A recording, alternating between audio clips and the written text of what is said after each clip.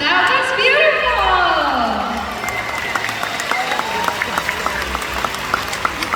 Did you know that scientists believe when a whale leaps out of the water, it may be a way of communicating to make their presence known? You see, sound waves travel approximately 4.5 times faster in the water than they do through air.